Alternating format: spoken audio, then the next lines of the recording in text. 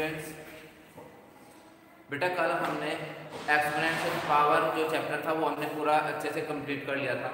उसके बाद अब हम पढ़ेंगे रिवीजन वर्कशीट। रिवीजन वर्कशीट जो मैंने आपको सेंड करी थी बेटा, जिसपे 2 लिखा हुआ था, ये 2, ये रिवीजन वर्कशीट 1 है आपकी। This is the revision worksheet 1, और जिस पर 3 लिखा हुआ है वो रिवीजन वर्कशीट 2 है। तो आपको आज मैं इसका सॉल्यूशन करवाऊंगा, तो इसका सॉल्यूशन आपको करना है।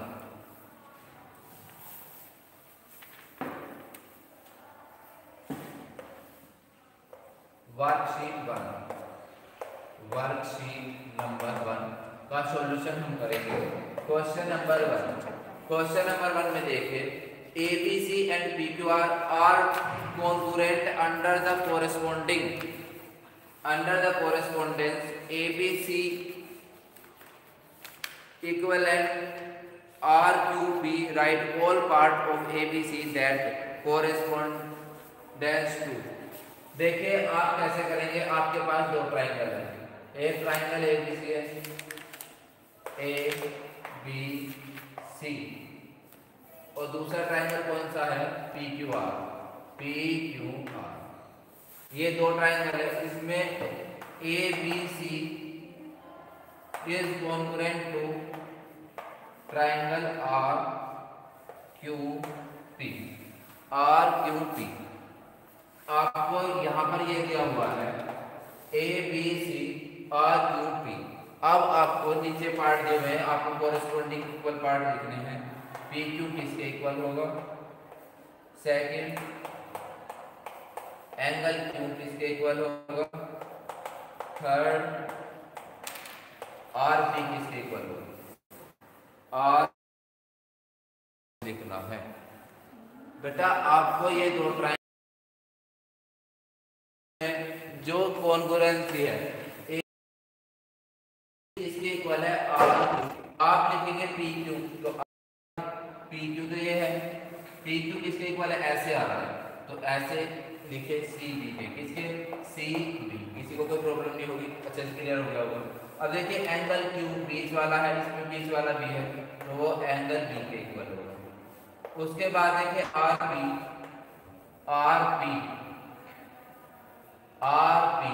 शुरू और लास्ट वाला, तो वो होगा AC के। तो क्वेश्चन नंबर 1 यहाँ पे कंप्लीट हुआ। और क्वेश्चन नंबर 2 सुनिए, in a computer lab there are 3 computer for every 6 student. Now how many computer will be needed for 24 student. आपको बताना है कि 24 स्टूडेंट के लिए कितने कंप्यूटर की जरूरत होगी।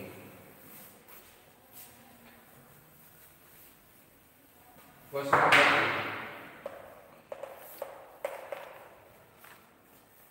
यहाँ पर दिया हुआ है, in a computer lab 3 computers for every 6 student. 6 student, number of student कितने हैं बेटा, नंबर ऑफ स्टूडेंट है 6 और नंबर ऑफ कंप्यूटर है,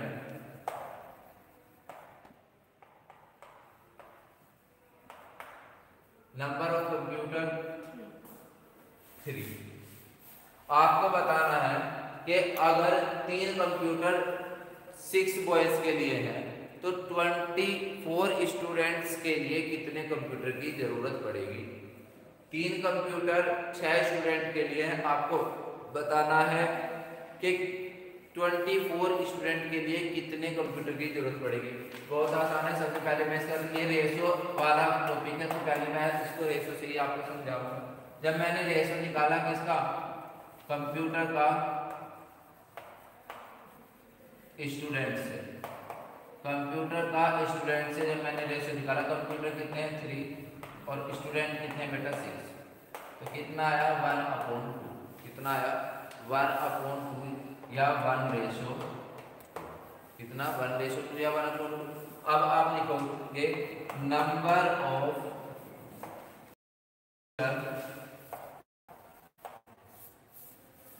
needed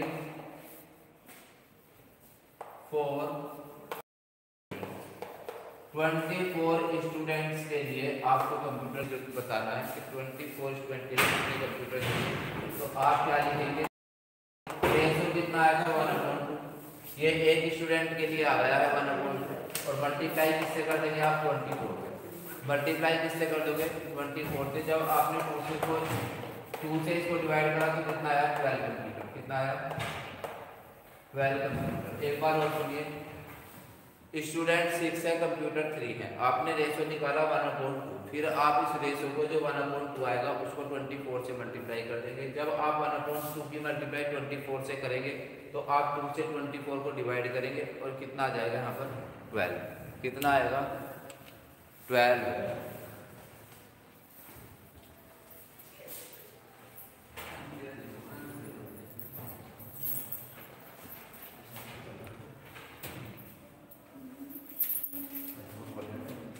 बेटा देखिए नेक्स्ट क्वेश्चन, क्वेश्चन नंबर 3।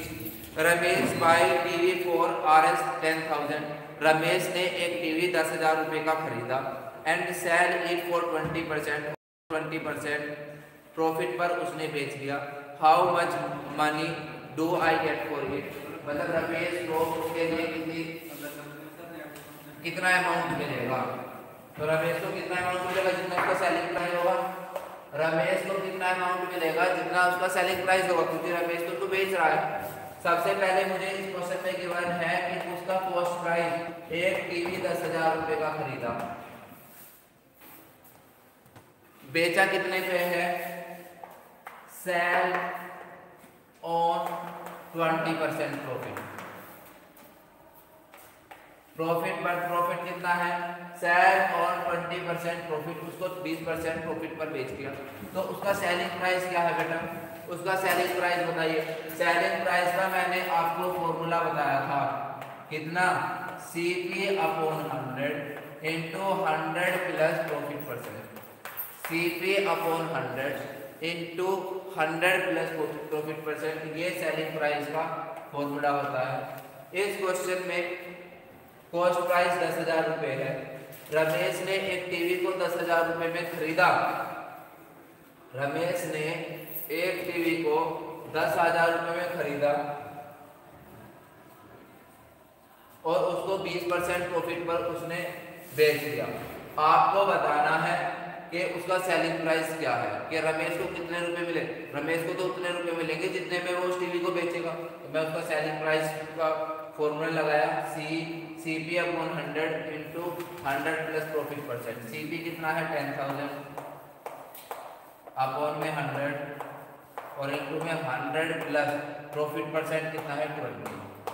तो कितना ये 2 जीरो को आप काट दीजिए, 100 इंटू इन दोनों को प्लस करिए 120, और जब आप इन दोनों के मल्टीप्लाई करोगे तो कितना 12,000 रुपये। कितने रुपये आ गया 12,000 रुपये। तो रमेश को कितने रुपये मिलेंगे इसको बेचने पर 12,000 रुपये, 12,000।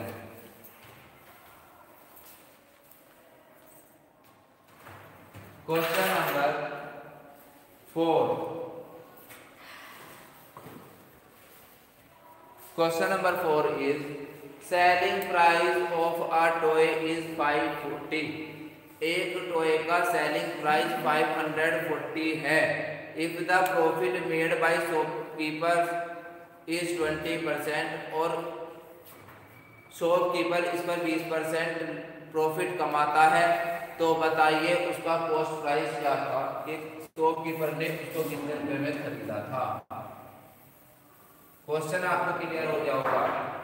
एक टॉय का, अगर एक दुकानदार एक टॉय को 540 रुपए में बेचता है तो वो 20% प्रॉफिट कमाता है। तो बताइए उसने उस टॉय को कितने रुपए में खरीदा था। What is the cost price of that toy. Question number 4, selling price of a toy is 540। If the profit made by shopkeeper is, profit कितना है, प्रॉफिट कितना कमा लिया 20%। बताइए इसका कॉस्ट प्राइस क्या है कि उसने इसको कितने रुपए में खरीदा था। CP आपको बताना। CP जब आप फाइंड करोगे तो यहाँ पर लिखोगे SP upon 100 plus profit percent और इनटू में 100। SP upon 100 plus profit percent into 100। तो यहाँ पर क्या लिखेंगे, SP है 540 अपॉन 100 प्लस प्रॉफिट परसेंट 20 है और इनटू में 100। कितना आया 540 अपॉन 120 इंटू 100। तो कितना है 5400 अपॉन 12। अब आप इसको डिवाइड करेंगे। मैंने इसको 3 से डिवाइड करा, 3 1 जा 3 और 3 8 जा 24 और 3 4 जा 12। अब 4 से कर दीजिए, 4 4 जा 16 और 4 5 जा 20। तो उसका जो कॉस्ट प्राइस था उसने 450 रुपये 450 रुपीज में उसको खरीद कर 540 रुपये में बेचा है और लाभ कितना कमाया है 20%। तो आपको ये क्लियर हुआ होगा क्वेश्चन। क्वेश्चन नंबर 5 4 और 5 सॉरी 3 और 4 सेम ही थे लॉस प्रॉफिट पर। अब हम पढ़ेंगे question number 5। Question number 5 is in a city 30% are males. एक सिटी में 30% फीमेल्स हैं एंड 40% आर मेल्स, 40% मेल है एंड रिमेनिंग आर चिल्ड्रन, और बचे हुए सब चिल्ड्रन हैं। व्हाट परसेंट आर चिल्ड्रन, आपको चिल्ड्रन की परसेंटेज बतानी है। In a city females 30%, males 40% और चिल्ड्रंस की बचे हुए सब चिल्ड्रन हैं, तो आपको चिल्ड्रन की परसेंटेज बतानी है। देखिए कैसे हम फाइंड करेंगे।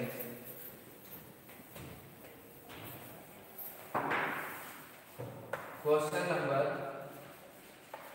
5, इन अ सिटी, एक सिटी में नंबर ऑफ मेल्स वो 40% है, number of females 30%, number of children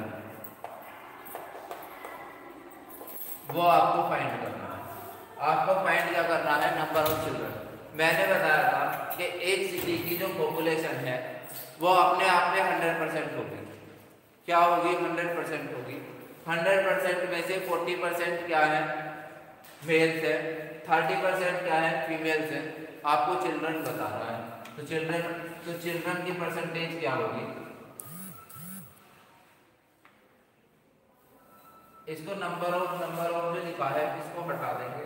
इसमें आप मेल्स की परसेंटेज, फीमेल्स की परसेंटेज और चिल्ड्रन की परसेंटेज, यहाँ पर जो चिल्ड्रन की परसेंटेज होगी वो क्या होगी बेटा, 100 में से 100% में मैं माइनस कर दूंगा किसको, male percent plus female percent. अगर मैं टोटल परसेंटेज तो 100 है सिटी की, उसमें से 40 और 30 70% तो मेल और फीमेल है, तो 30% क्या बचे, चिल्ड्रन बचे। तो आप करोगे 100% माइनस मेल कितना है 40 और फीमेल कितना है 30%। तो ये आया 100% माइनस 70%। तो ये कितना आया बेटा 30%। कितना आया 30%। चिल्ड्रन की परसेंटेज कितनी है 30%। चिल्ड्रन की परसेंटेज कितनी आई है 30।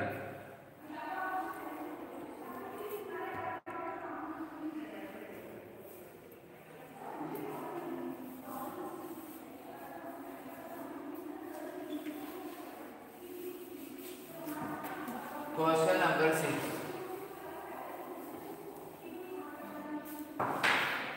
Question number 6 is out of 50,000 voters in a constituency, 15,000 voters थे, उनमें से 60% ने वोट दिए हैं। बेटा अगर 15,000 टोटल वोटर्स थे उसमें से 60% ने वोट दी है, तो कितने परसेंट ऐसे पीपल रहे जिन्होंने वोट नहीं दी, तो 40% रहे, क्योंकि टोटल परसेंटेज तो 100 रहती है, 100 में से 60% ने तो वोट दे दी, तो 40% ऐसे रहे जिन्होंने वोट नहीं दिए। तो आपको बताना है find the percentage of voter who did not vote, तो कितना 40%। आपको अब बताना है can you now find how many actually did not vote, कि कितने ने वोट नहीं दिए। बेटे टोटल वोटर्स देखो, पहले मुझे पता है टोटल वोटर्स कितने हैं, वो 15,000। कितने? 15,000। वोटेड कितने हैं? 60%। नॉट वोटेड कितने हैं? नॉट वोटेड आपका 100% तो टोटल रहता है। टोटल कितना रहता है? 100%। उसमें से अगर मैं 60% को माइनस कर दूं, 40% क्या है? वो नॉन वोटेड है। मुझे निकालना है number of people who did not vote, जिन्होंने वोट नहीं की।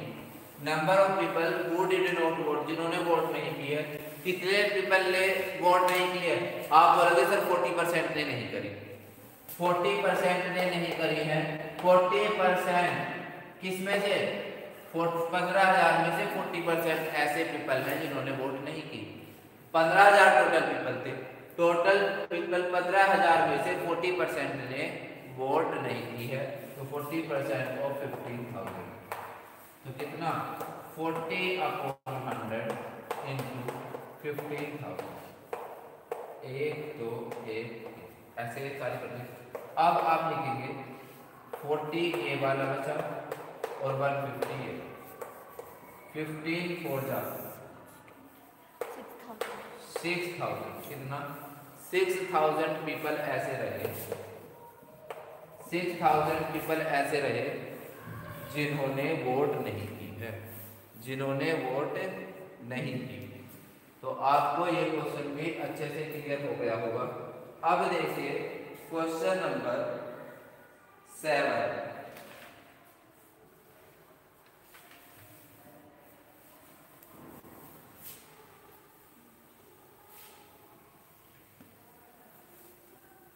Question number 7। Question number 7, if triangle ABC and triangle PQR are congruent। अगर एक ट्राइंगल ABC ट्राइंगल PQR के कॉन्ग्रुएंट है, तो आपको name the additional pair of corresponding parts, what criterion did you use. अच्छा यहाँ पर ट्राइंगल भी दिए हुए हैं, आपको बताना है। यहाँ पर ये ट्राइंगल है A B C।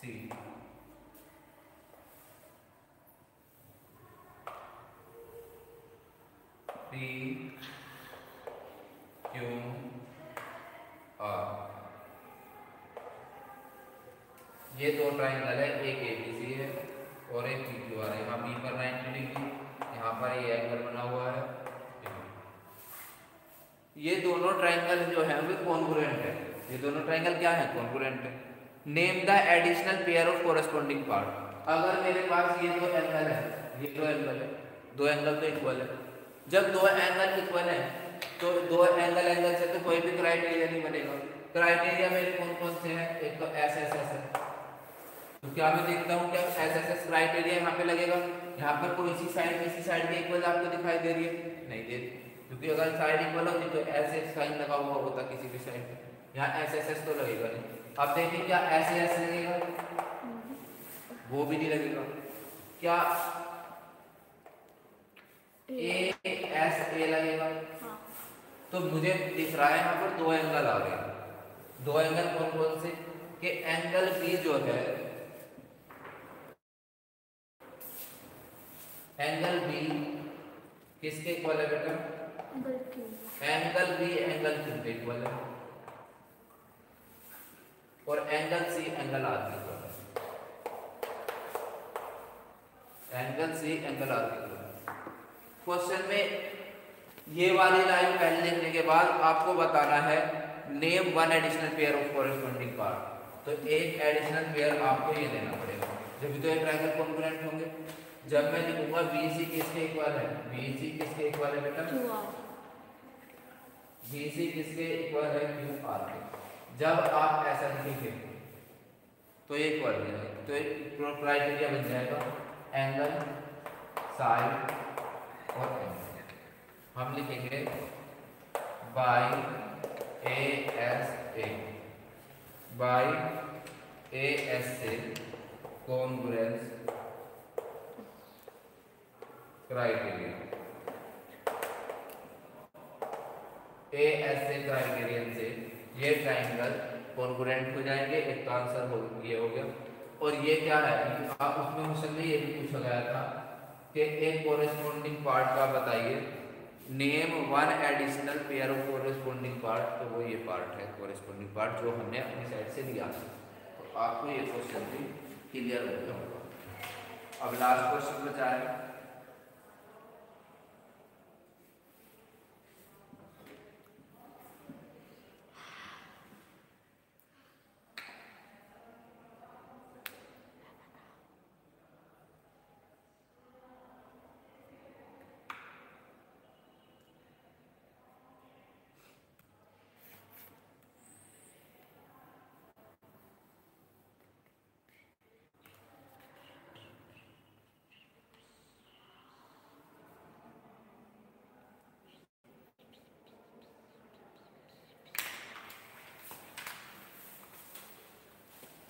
Last question,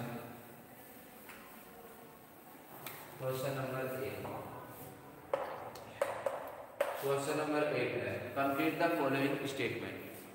complete the following statement. और एक फर्स्ट स्टेटमेंट है टू लाइन सेगमेंट और कॉन्ग्रुएंट इफ। कब होंगे दो two line segment congruent if, कब वे कॉन्ग्रुएंट होंगे, दे हैव सेम लेंथ। जब उनकी लेंथ कैसी होगी, सेम होगी, तो लाइन सेगमेंट कॉन्ग्रुएंट होंगे। बी वाला पार्ट देखिए, among two congruent angles, among two congruent angles, one has a measure of, one has the measure of 70 degree, एक की मेजर 70 डिग्री है। The measure of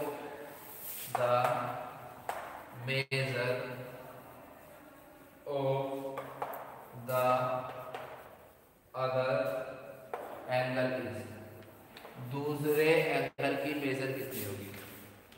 among two congruent angle, अगर दो angle congruent हैं, दो angle congruent कब होगी, जब उनकी मेजर इक्वल होगी, जब उनकी मेजर सेम होगी। दो लाइन सेगमेंट कब कॉन्ग्रुएंट होगी, जब उनकी लेंथ सेम होगी। लाइन सेगमेंट कॉन्ग्रुएंट की बात करता है तो आप लिखेंगे दे सेम, जब उनकी लेंथ सेम होगी। और अगर दो कॉन्ग्रुएंट एंगल की बात चलती है कि एंगल कॉन्ग्रुएंट है, तो जितनी मेजर एक एंगल की होगी उतनी मेजर दूसरे एंगल की होगी। यहाँ पर अगर दिया हुआ है वन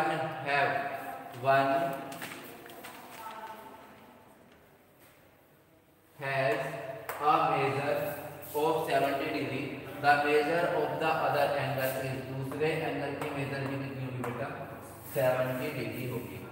सी पार्ट देखिए, सी पार्ट है when we write angle A equals to angle B, we actually mean, हमारा क्या मतलब होता है, जब हम angle A equals to angle B लिखते हैं। बताइए, when we write angle A equals to angle B, an angle measurement angle है and equal to measurement angle B actually B, तो हम क्या लिखेंगे कि उन दोनों की मेजरमेंट जितने डिग्री का ये एंगल है उतने डिग्री का ये एंगल है। अगर ये वाला 60 है तो ये भी 60 है, ये वाला 70 है तो ये वाला 70 है, जब तो हम इनको बराबर लिखते हैं। तो हम लिख देंगे, हमारा क्या मीन होता है कि measure of angle A is equal to measure of angle B. Angle A की मेजर एंगल बी के इक्वल होगी। तो स्टूडेंट्स, आज हमने वर्कशीट नंबर 1 का सॉल्यूशन पढ़ लिया है।